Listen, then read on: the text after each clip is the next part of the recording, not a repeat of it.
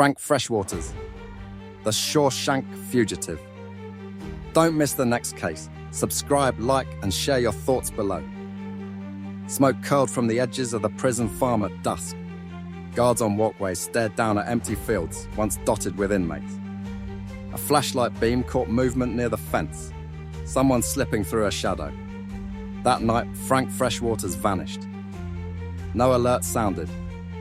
No cell door unlocked. He had simply stepped away. And for more than half a century, no one knew where he went. But when US Marshals later traced his steps, what they uncovered would rewrite the meaning of a fugitive's life. Freshwaters wasn't always a ghost. In 1957, he was an Ohio man driving recklessly. He struck and killed a man named Eugene Flint. The courts labeled it manslaughter. He pled guilty, sentenced, then released on probation, then violated that probation. In 1959, he was sent to the Ohio State Reformatory in Mansfield, the same prison later immortalized in the Shawshank Redemption, Wikipedia. Life inside was rigid and cold. Frank learnt the rules. Work, obey, keep a low profile. He carried himself quietly. Over time, he gained small trust from guards. He was transferred to a lower security honor farm in Perkins Township near Sandusky. That transfer was his opening, Wikipedia. On a late September night, September the 30th, 1959, Frank slipped away from the farm camp. How exactly he escaped is unknown. Some say he walked away under cover of darkness. Others believe he bribed or misled guards. The official record is silent. Wikipedia. Once free, he shed his old name. He adopted the alias William Harold Cox. He moved South Florida at first, where he obtained a social security card under the false identity. Then he drifted north again. In West Virginia, he became a truck driver, a man among many unnoticed. Wikipedia. Years passed, Freshwaters grew older, his face changed. Did he live quietly? He changed states? He avoided trouble. He paid no attention to headlines. Meanwhile, the shadow of his past loomed. In 1975, officials recognized him in West Virginia. They tried to extradite him back to Ohio, but the governor of West Virginia refused, citing his long, good residency there. So Frank walked free again. Wikipedia. For decades, law enforcement lost track. He became a story whispered in cold case files. Then, in the 2010s, a new cold case unit reopened his file. Investigators compiled old photos, tip lines, social security leads, state records. They narrowed their search to Florida, to a trailer in a marshy area near Melbourne. In May 2015, marshals confronted a man at that trailer. They showed him a photo from 1959. He paused. The man said, "I haven't seen him in a long time." Then he confessed, "I am Frank Freshwaters." That night, the man who had escaped for 56 years was taken into custody without a fight. But that arrest wasn't the end. It was only the beginning of revealing how far he had gone to vanish and what he left behind. When investigators led Frank Freshwaters into the Florida courthouse in 2015, the world watched in disbelief. Here stood a man who had once walked out of prison before John F. Kennedy was president, and had managed to live a full life while the rest of the world changed around him. His hair was silver now, his hands steady but lined with age. Yet behind his calm eyes was the same quiet determination that had carried him through more than 5 decades on the run. The marshals who tracked him down later revealed that the investigation was part skill, part luck. One officer described it as a ghost story that finally became real. Using facial recognition technology, they had compared an old mugshot from 1959 with modern DMV records. One match stood out. A man in his late 70s named William Cox, the same name Freshwaters had once adopted. The pieces began to align.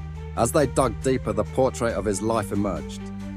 In the small town of Melbourne, Florida, neighbors knew him as Bill, a kind man who fixed cars, mowed lawns for free, and smiled at everyone. No one suspected he was a fugitive. He attended church, kept to himself, and was respected by the community. He was the last person you'd ever think had a record, one neighbor told reporters.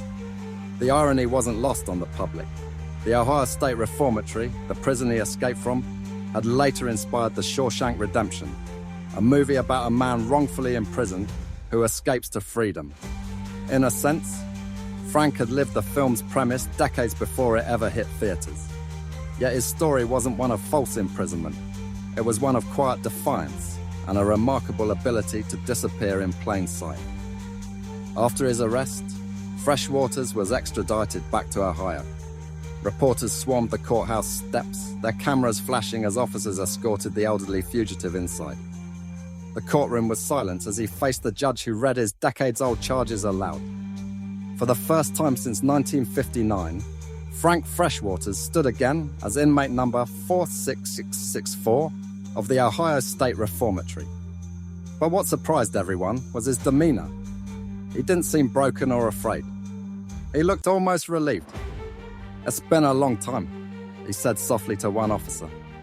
"I knew this day would come." As journalists speculated about what his punishment would be, whispers spread that the state might consider his clean record and age. Some saw him as a criminal who'd evaded justice.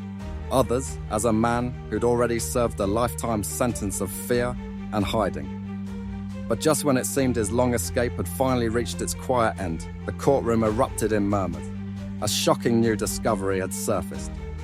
Documents revealed that one of the guards who oversaw his original transfer in 1959 had mysteriously dissed him, appeared weeks after Frank's escape. Investigators wondered, did Frank know more than he ever admitted? The room fell silent as the judge ordered a full review of his old case.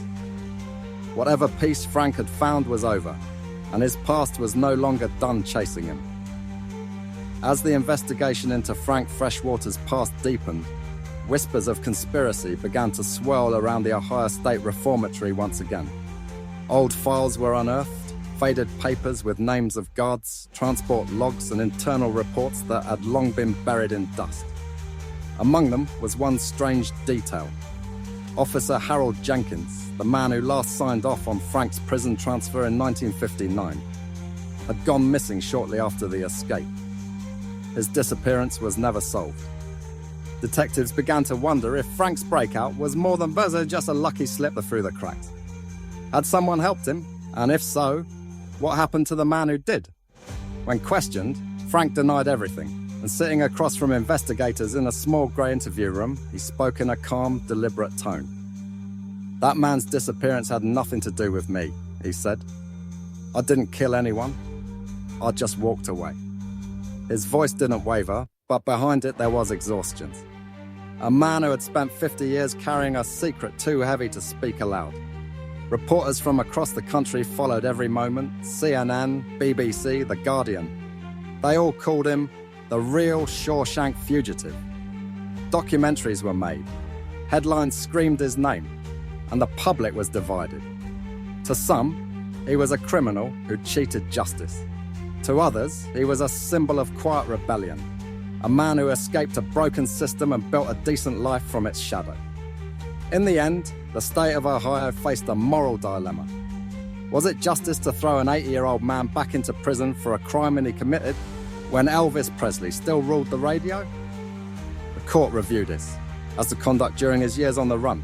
No crimes, no violence, no trouble. Just a life lived under an alias marked by regret and restraint. On June 15, 2016, the judge made his decision. The courtroom was silent as Frank stood to hear his fate. "This court finds that while the escape cannot be ignored," the judge said, "it is clear that this man has lived more than half a century as a law-abiding citizen. The purpose of justice is not revenge. It is balance."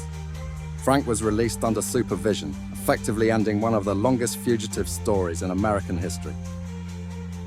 As he stepped out into the open air once again, the same sun that had set on his escape in 1959 now rose over his wrinkled face.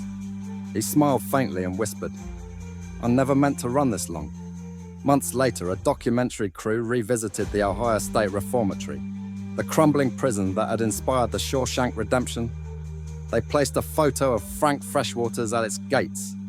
The caption read, "Freedom for some takes a lifetime to earn." If you thought this story was intense, you're not ready for the next one. Hit subscribe, because the world's darkest crimes are only just beginning to surface.